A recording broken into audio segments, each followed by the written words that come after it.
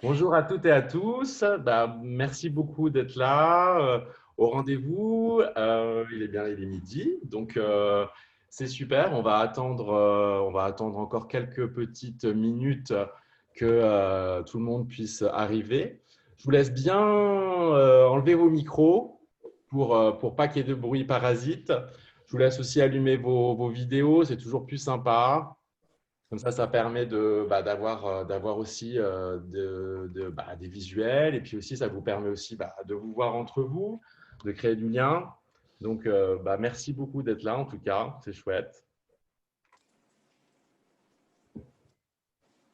Et toujours ce petit. J'espère que vous allez toutes et tous bien. En plus, c'est bientôt l'heure du lunch. Merci à Babette de nous avoir rejoints aujourd'hui. Merci infiniment de m'avoir invité. Merci. Bonjour à tous. Ah, voilà. Oups. On Le entend patron se joint à nous. exactement, on attend la sonnerie. de- Alors, moi, je vous propose on va commencer. Les personnes vont arriver au fur et à mesure. Moi, je vais faire juste une toute brève, présentation de JobWatch et de pourquoi on est là. Donc, là,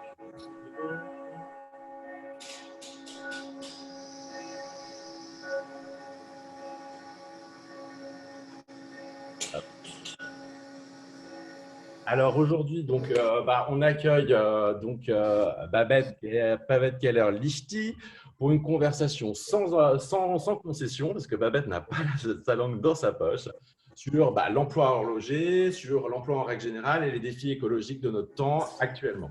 Aujourd'hui, on a pas mal de défis qui nous attendent, sanitaires, écologiques, planétaires. Donc, Babette va nous renseigner, nous donner plus d'infos sur sa vision à elle. Juste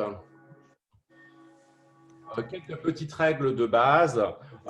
Voilà, on fait vraiment les micros coupés pour éviter tout ce qui est bruit parasite, tout ce qui est bruit autre que notre oratrice du jour. La caméra allumée, c'est vraiment top. Ça permet à toutes et à tous de se voir et de se rencontrer, de parler. Vous pouvez même discuter entre vous. Les commentaires sont toujours les bienvenus. Donc, vous pouvez vraiment, pendant que Babette parle, mettre des questions sur la barre de côté. Et puis, n'oubliez pas de mettre votre nom et prénom. C'est toujours plus agréable d'être que quelque chose dans l'anonymat. Je voulais rappeler brièvement Babette Keller-Lichty, qui est donc la présidente de Keller Trading SA et de KT Home. Donc, Babette, en fait, a une entreprise qui travaille avec plus de 4000 clients horlogers, donc vraiment une entrepreneuse incroyable. Elle nous dira un peu plus sur ses produits. Elle est vraiment aujourd'hui incontournable dans le monde horloger.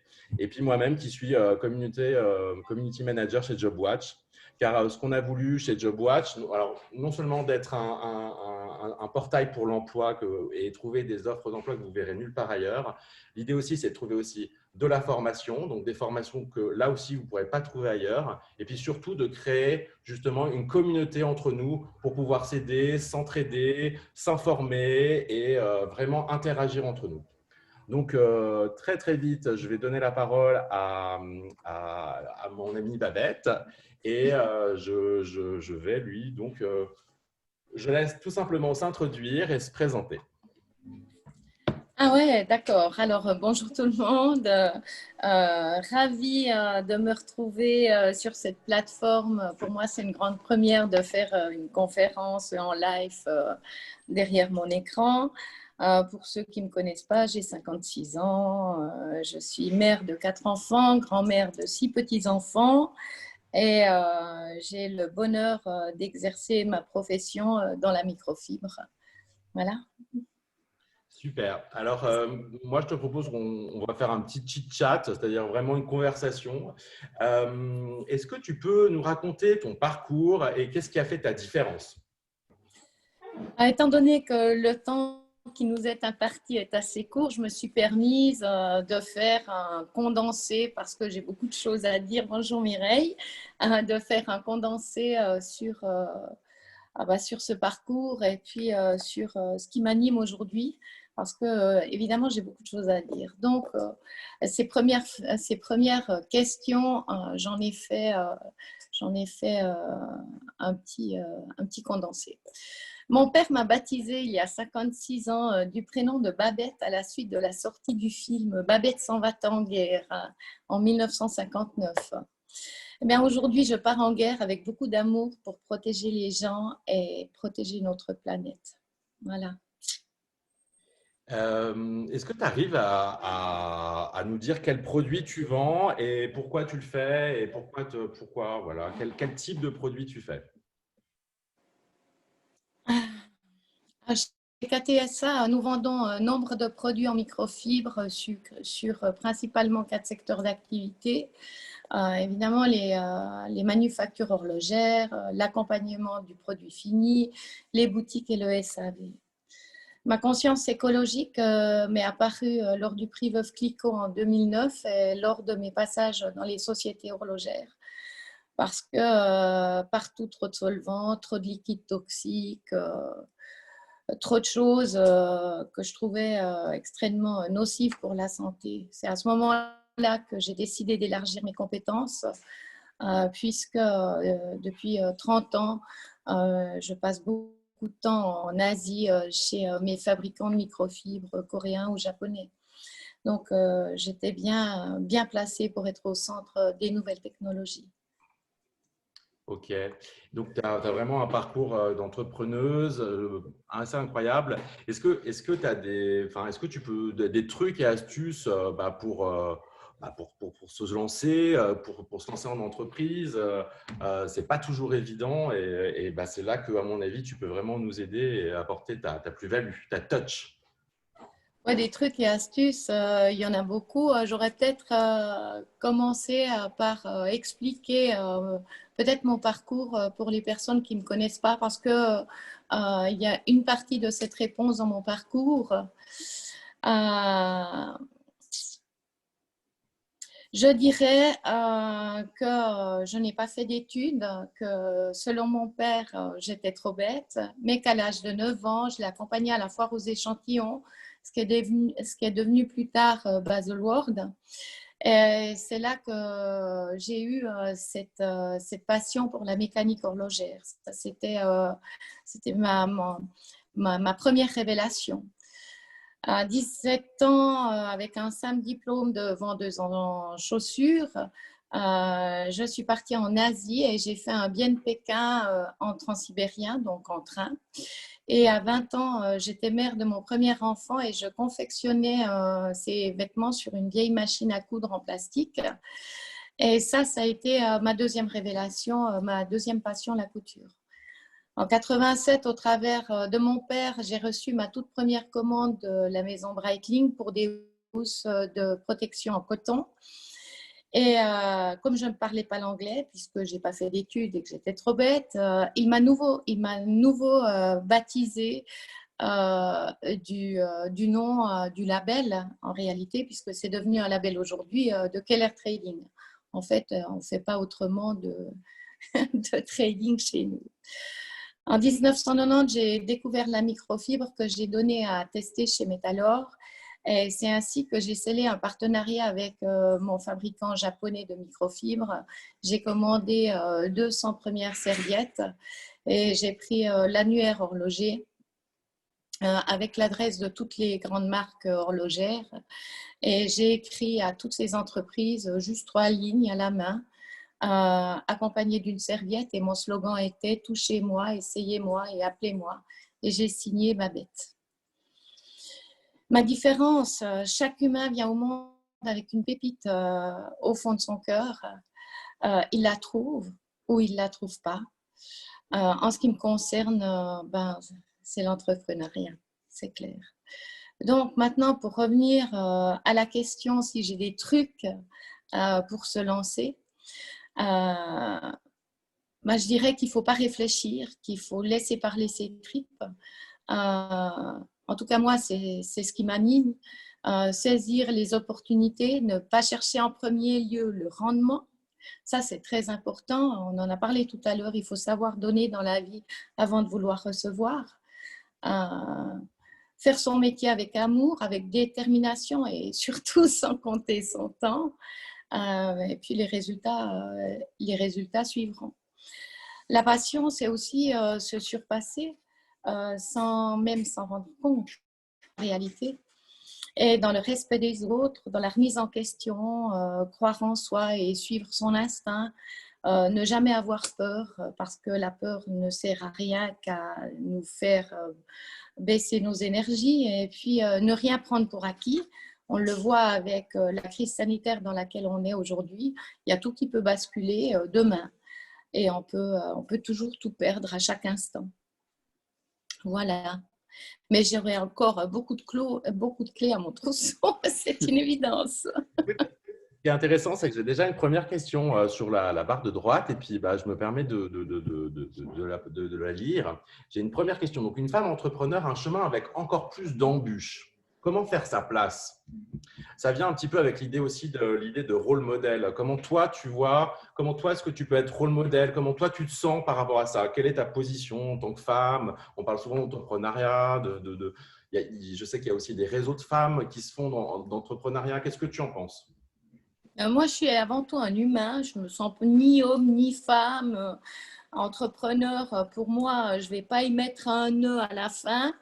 Ça, c'est la première des choses.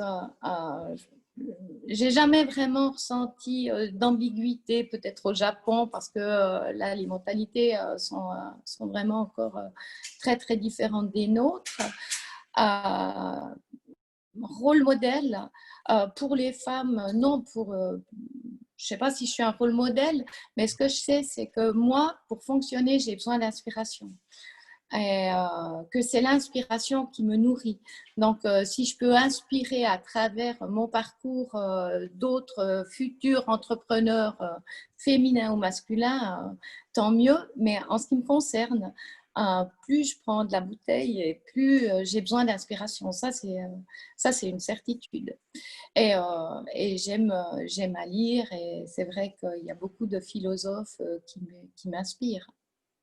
Mais c'est bien pour ça qu'on t'a invité, d'ailleurs. Voilà. Donc, j'aimerais, si c'est OK pour toi, qu'on revienne un petit peu sur cette crise, sur le Covid, etc. Parce que c'est aussi là ça va aussi rentrer dans des rôles. Enfin, c'est important parce que ça conditionne beaucoup ce qu'on est aujourd'hui et notre entreprise. Donc, juste comment se passait ton entreprise avant le Covid? Comment se passait? Est-ce qu'elle était en bonne santé? Comment ça se passait? Bon, alors, c'est vrai que la conscience ou la prise de conscience dans le monde dans lequel je vis m'est vraiment apparue à partir du prix Veuve Clicquot. Et puis à cette époque-là, je me souviens avoir eu une interview où je disais que le monde avait besoin d'une fessée. Alors, c'est clair que la fessée, elle est vraiment… je ne m'attendais pas à une fessée sous cet aspect-là. Je pense que pour chaque humain aujourd'hui sur cette planète, comme l'a été le 11 septembre pour chacun d'entre nous, l'arrivée du Covid ou de cette pandémie, c'est un cataclysme, qu'il soit économique, humain, écologique, évidemment, bien sûr, parce que je ne peux pas dissocier l'écologie de ce qui est en train de se passer. Ça, pour moi, c'est une évidence. Je suis très triste que nos dirigeants ne s'allient pas pour trouver un vaccin commun, n'aient pas mis une plateforme en route. Très, très triste, mais je l'ai dit très tôt dans l'apparition de cette épidémie que l'OMS aurait dû faire son travail et on aurait dû faire une véritable quarantaine parce qu'on n'en serait pas là où on en est aujourd'hui. Ça, c'est ma première vision. Je connais bien l'Asie et puis ce sont des gens qui sont loin d'être stupides, qui se protègent, qui ne peuvent pas se permettre d'avoir des problèmes de virus, etc. Donc, pour moi, il était évident, mi-décembre, quand j'ai appris les premiers cas de cette pandémie, qu'elle allait arriver jusqu'ici. Et puis, c'est vrai que très, très tôt, j'avais qu'une idée en tête, c'était protéger mes collaborateurs et également nos clients, puisque notre matière première vient avant tout d'Asie. D'accord. Bon, et toi, je vois que c'est Ouais, c'est très, parce que je suis baignée dans cette histoire, on sent que et puis c'est quelque chose de très fort dans mes tripes, ouais, c'est alors, vrai. bon, je vois que tu as vécu ça en tant qu'humaine de manière forte. Comment toi, tu l'as vécu aussi en entreprise? Parce que certaines entreprises ont arrêté. Comment ça s'est passé? Est-ce que tu peux nous en dire plus sur le fonctionnement interne de comment tu as pu mettre en place des stratégies dans ta société? Ma priorité, c'était déjà de savoir si ce virus allait survivre sur la microfibre, étant donné que dans mes ateliers, on travaille cette microfibre. Et puis surtout, en deuxième temps, c'était de savoir si on pouvait colporter ce virus à travers notre produit chez nos clients, puisque nos produits vont faire le tour du monde eux-mêmes, etc. Donc ça, c'était la première réaction. La deuxième réaction, pour protéger mes collaborateurs, il était hors de question que je laisse entrer du papier pour mettre sur notre visage. Donc, tout de suite, j'ai pensé à développer un masque. Déjà en janvier, à la rentrée après Noël, j'ai dit on va faire un masque, quoi. C'était une évidence pour moi. Et j'ai commencé à faire les premiers chablons. On en a fait 14. Ensuite, au fur et à mesure que les semaines se sont passées, cette maladie se développait.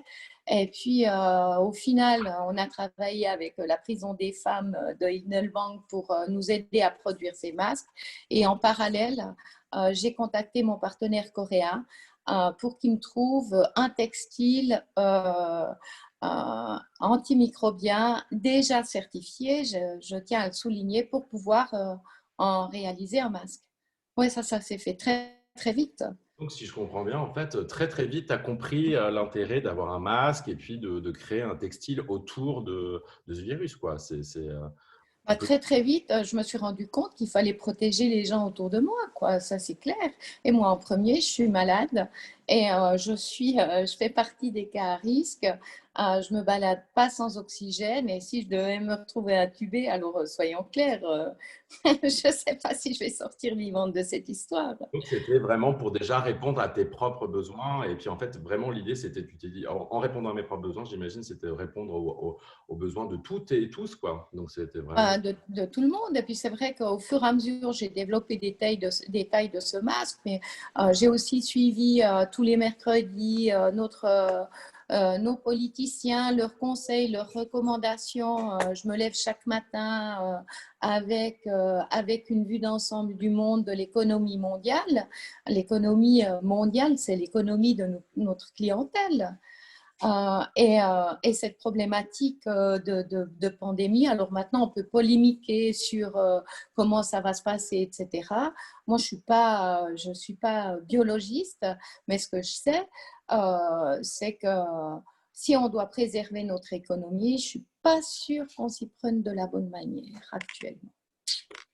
Bon, en tout cas, moi, ce que je trouve très intéressant, c'est que tu es passé d'un business où finalement tu étais dans les textiles et puis tu as vite rebondi aussi à une actualité qui était aussi très vivace. Et ça, je trouve ça génial que tu aies pu répondre très vite à une demande très vite. Et ça, est-ce que tu peux nous dire qu'est-ce qui t'a aidé en fait? Est-ce que qu'est-ce qui a pu t'aider dans cette crise et qu'est-ce qui t'aide aujourd'hui d'ailleurs?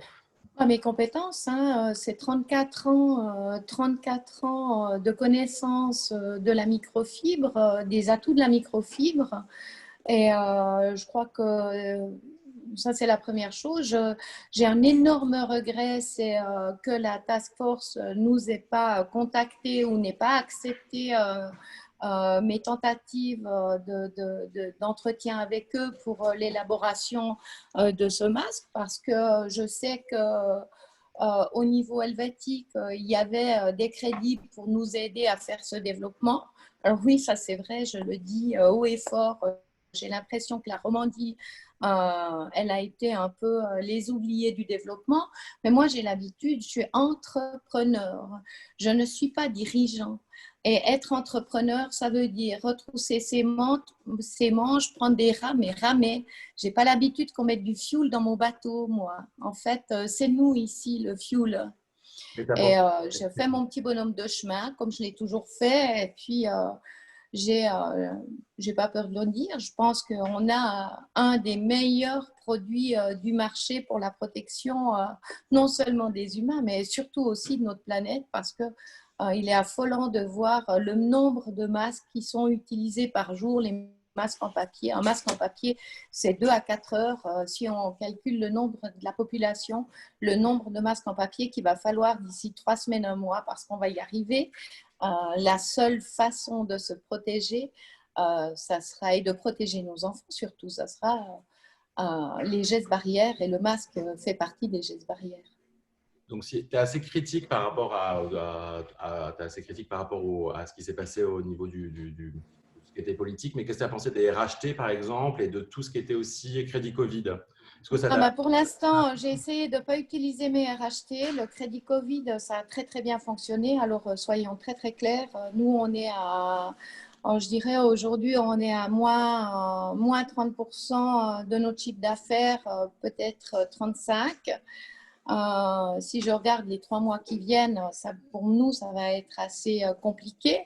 Mais toujours avec ma casquette d'entrepreneur, ça veut dire anticiper.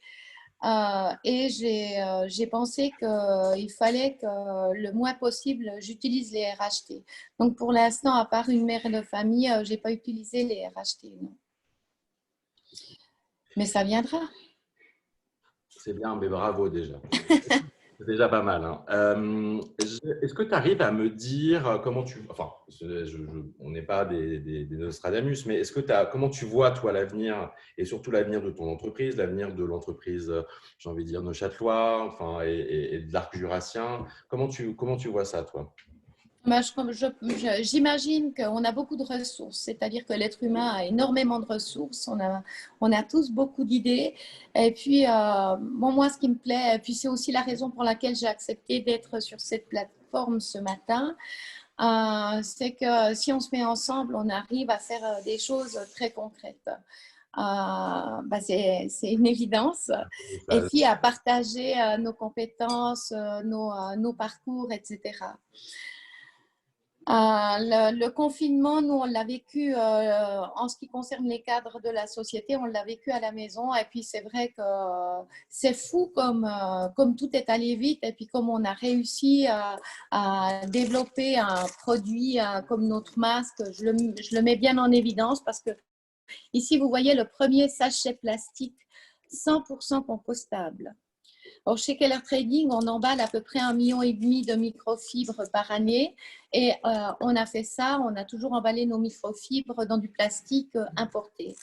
Ce petit sachet plastique est fabriqué en Europe, donc au niveau écologique, il est juste génial. Et puis, je peux le mettre dans mon compost. À la suite de ça, c'est le masque qui est extrêmement fin, qui est à l'intérieur de ce sachet plastique. À la suite de ça, il est vendu individuellement. Donc, je trouve que vendre des cartons de masques où tout le monde dans les entreprises vient tremper ses doigts, on est tous susceptibles d'être malades. J'étais à Paris la semaine passée. Je ne sais pas si je n'ai pas touché une barrière, un bouton dans un ascenseur, et si moi-même, je ne suis pas contaminée. Donc, voilà, donc ça fonctionne beaucoup dans ma tête et puis ça fonctionne aussi dans la tête de tous nos collaborateurs ici. Babette, est-ce que tu arrives à me dire, hein, et on voit ton produit, on voit qu'il est compostable, tu arrives à me dire les défis un petit peu de tous les défis que tu vois dans l'avenir et les défis qui nous attendent un petit peu pour justement… Il y a quand même plus de choses positives dans cette histoire de Covid que de négatives déjà pour moi, mais j'ai toujours été une personne plutôt optimiste. Donc, si je dois faire de colonne le plus, le moins, bon, la prise de conscience mondiale, elle est là, elle ne peut pas ne pas être là. Et puis, il est évident qu'un jour ou l'autre, toute la planète va vraiment se rendre compte de ce qu'on a fait. Moi, je regardais encore, j'ai presque obligé mon mari à regarder un reportage sur les cargos dimanche matin au plumard. Et puis, ça fait partie de cette prise de conscience. On ne peut plus continuer à avoir des bateaux qui vont finalement servir à déplacer des marchandises et puis avoir des bateaux qui s'échouent sur les plages de Maurice ou bien hier c'était le Sri Lanka. Donc il y a vraiment une prise de conscience qui doit se généraliser et ce n'est pas la fin de l'industrie, c'est une industrie différente où chaque entrepreneur doit se remettre en question. Et chacun, si on fait une petite analyse rapide de nos ateliers, il y a 1001 possibilités de pouvoir apporter notre contribution à ce changement écologique parce que finalement, c'est ça que ça nous apporte le Covid. Quand tout le monde était confiné puis que tout le monde dit « Oh, mais c'est fantastique ce ciel sans avion », on est tous d'accord qu'il y a un retour aux sources qui est extrêmement salutaire. Babette, j'ai un message d'une personne qui nous écrit, Sarah Vogel, qui dit: Bonjour Babette, comment évaluez-vous la sensibilité écologique de vos clients horlogers? Les sentez-vous ouverts à vos arguments? Les pensées dans le secteur horloger ont-elles, selon vous, évolué? Absolument. Alors, sans conteste. Et je suis bien placée pour le savoir puisque je vous parlais tout à l'heure que je propose à nos horlogers d'échanger les emballages qu'on leur a toujours fait, des emballages plastiques par ce nouvel emballage. Tout le monde est enchanté. Chacun, en tout cas dans mon domaine d'activité qui est l'horlogerie, mais aussi la joaillerie ou bien l'hôtellerie, voire le monde de la cosmétique, on ne demande que ça. Vous vous rendez compte qu'on a développé un petit gant qui permet aux femmes d'économiser 3000 rondelles de coton pendant 2 ans. Ce petit gant-là, à lui seul, on peut se démaquiller sans produits chimiques, sans se mettre de produits sur la peau pendant 2 ans. Il suffit de le laver, c'est tout. La microfibre, elle fait le reste. Alors évidemment, je pense qu'il y a tellement de choses à faire, mais l'horlogerie, elle est très préoccupée par l'écologie. Et puis l'horlogerie, en tout cas, c'est mon sentiment à moi, mon sentiment profond. On est très bien accueillis par ça, mais on a aussi énormément d'audits. Sur le sujet écologique. Qu'est-ce qu'on fait? Comment on se développe? Qu'est-ce qu'on peut apporter? On n'est pas un fournisseur en horlogerie, on est un partenaire. En tant que partenaire, on doit évidemment susciter nos développements et puis les partager avec nos partenaires horlogers, quels qu'ils soient, petits ou grands. Par rapport à tout ce que tu viens de nous dire, il y a beaucoup de choses et ça, c'est vraiment chouette. Qu'est-ce que tu penses un peu du secteur horloger de là? Donc, justement, on parlait que de l'argument écologique aujourd'hui. Moi, je le vois aussi dans d'autres marques. Qu'est-ce que tu penses aujourd'hui du secteur horloger? Comment il peut se réinventer? On voit qu'aujourd'hui, on a un tournant. Qu'est-ce qu'on peut faire aujourd'hui et quelle est toi ta vision par rapport à ça?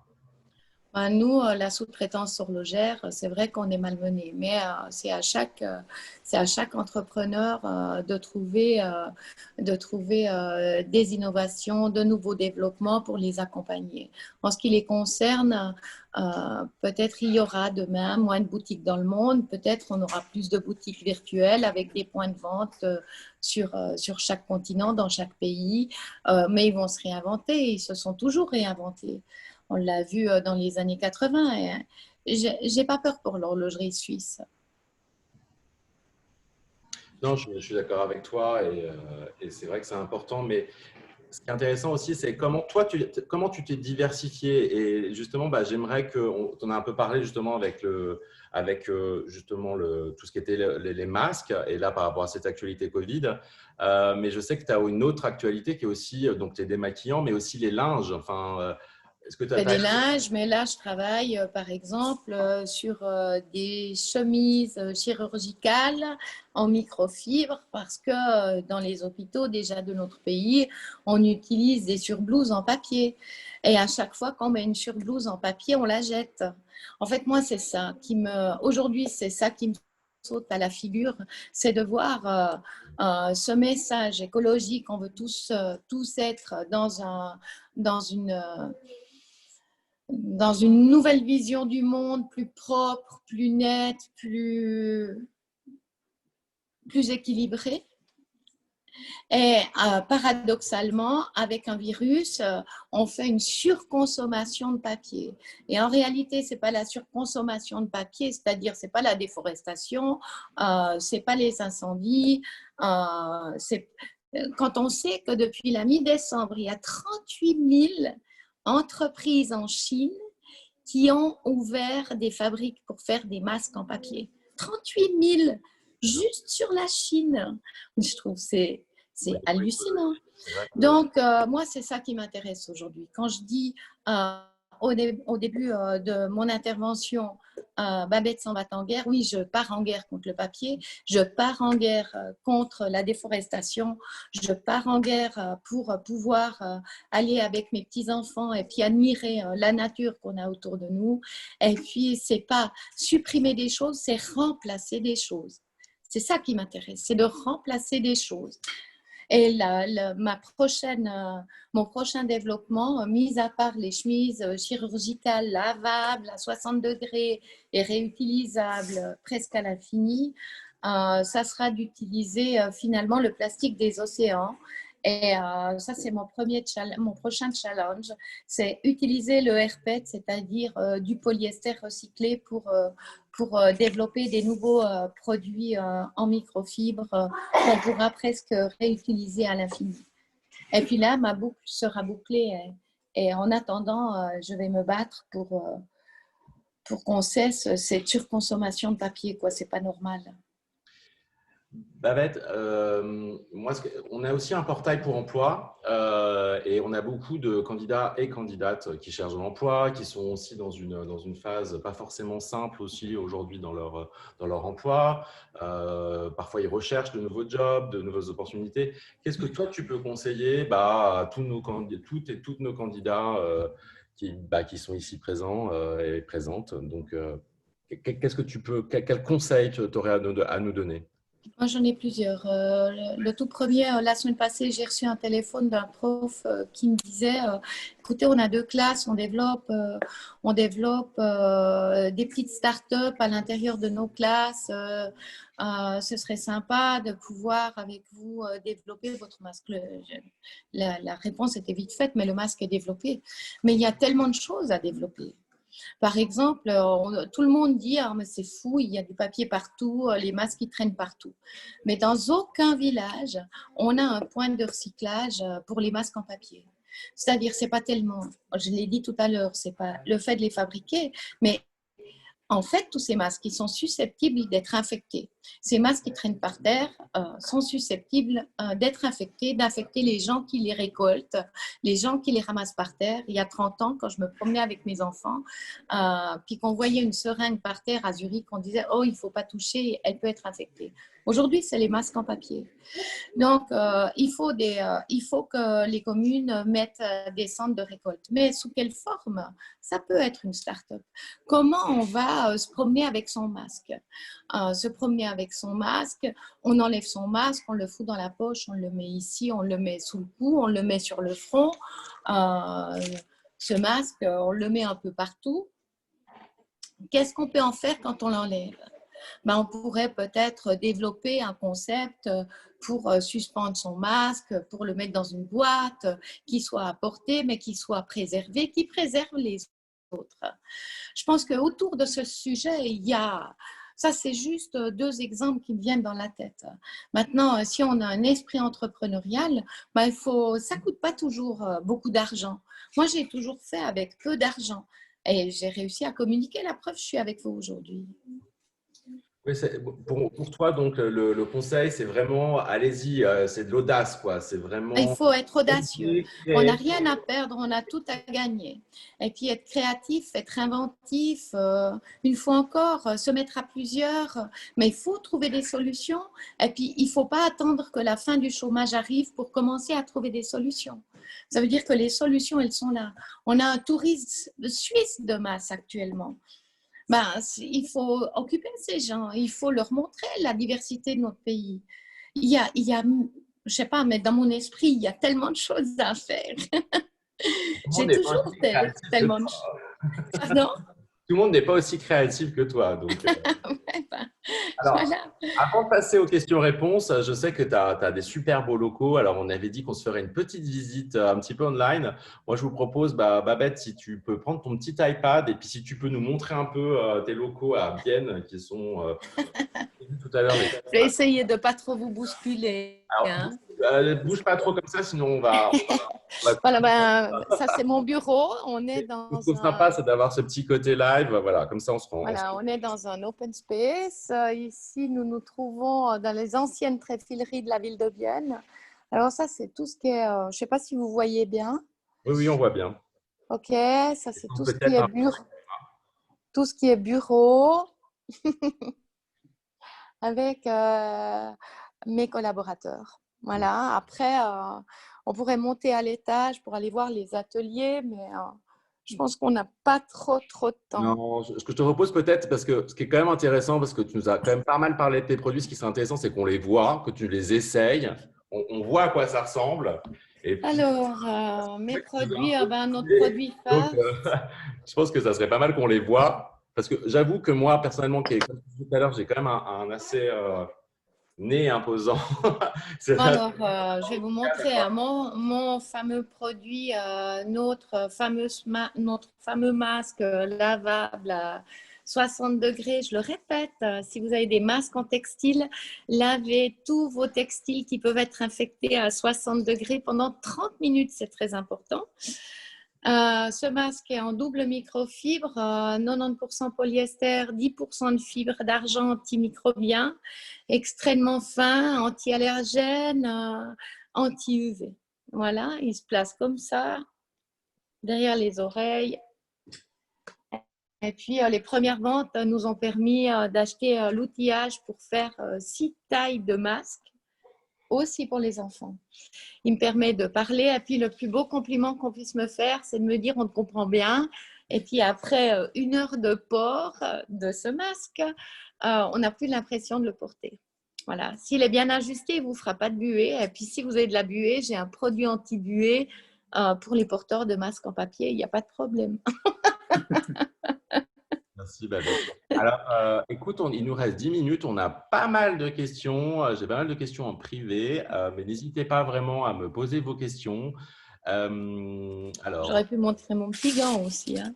montre ton temps, alors. Montre Ouais, ton ouais, mon petit gant, alors, parce que je suis très fière de ce Vas-y, petit vas-y, gant. vas-y. Excuse-moi. Qui est tout en microfibre.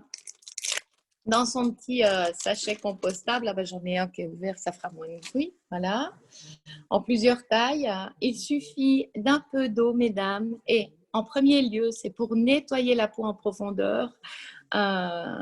Et en deuxième temps, pour se démaquiller, même mascara waterproof. Ça, c'est un super produit. Je suis très fière de ce produit. Voilà. J'ai des copines qui l'achètent déjà et qui sont fans. Donc, je ne peux que Ouais. te féliciter. Moi, j'étais à Paris la semaine passée pour ce petit gant et pour le masque. Et il a vraiment beaucoup de succès. Puis je suis très fière de cette réalisation.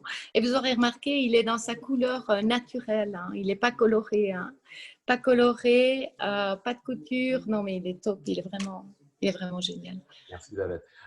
J'ai un message une question de Marion Gru. Que conseillez-vous à une personne, j'aime bien ce que on est vraiment dans l'emploi. Que conseillez-vous à une personne qui recherche son premier job avec la situation sanitaire?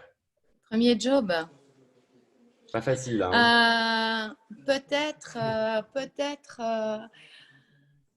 faire un petit travail sur soi-même et puis de notifier quelles sont ses compétences, ça c'est une chose, mais qu'est-ce qui la motive et qu'est-ce qui la stimule. Une fois qu'elle a bien repéré tous ces éléments, les mettre en relation avec la crise sanitaire du moment, qu'est-ce qui se passe et où c'est qu'elle peut mettre ses compétences en pratique. Et j'ai une autre question, c'est pourquoi l'horlogerie? A-t-on toujours des crises pour se réinventer? Ah ben ça c'est ça c'est un mystère. Hein. 6 crises. Nous on a traversé 6 crises jusqu'à présent. Donc à chaque crise on sait, on se relève d'une crise et puis on renfloue un peu les caisses, on paye les retards et puis une fois que tout va bien, pof, ça recommence. Mais ça c'est l'horlogerie, c'est comme ça. C'est mon Je pense secteur. que c'est dans tous les secteurs comme ça nous permet toujours. Certainement, moi, je peux La parler fameuse fessée que dont des tu nous as secteurs dans parlé lesquels tout à je l'heure. travaille. C'est la fameuse fessée dont tu nous as parlé tout à l'heure. À chaque fois, il faut des petits déclencheurs pour nous Pour pousser. nous inspirer. Est-on sûr que le lavage des masques détergents est plus écologique que jeter un masque en papier? Oh, ça dépend, il y a toutes sortes de détergents. Il existe aujourd'hui des détergents très écologiques. Moi, par contre, où je rebondirais, c'est quand c'est que les fabricants de machines à laver vont adapter des filtres sur nos machines qu'on utilise dans tous les ménages pour lutter contre les microparticules dans l'eau. Ça m'intéresse. D'accord. Alors, il est 12h40. Moi, je vous propose, parce on va manger, on a tous faim, donc je vous propose qu'on mette fin à ce petite conversation privée. Moi, je vous invite tous à aller voir le site de Babette que je vais vous mettre tout de suite online. Donc, c'est www. Tu peux nous quelle heure kt-boutique.com. Alors, je l'écris. Je répète, kt-boutique.com. Pour tout le monde. Et je voulais vous informer que on continue nos lives et que le 23 septembre, on aura la même conversation avec Monsieur Jean-Claude Biver. Donc, yes, je serai là. Ravi de vous accueillir, de vous revoir. Et voilà, on espère qu'en tout cas, ce petit chit-chat vous a inspiré. Et puis, encore merci, Babette, pour tout ce que tu fais et puis, pour le temps que tu as passé avec nous. C'est un plaisir, ça passait trop court.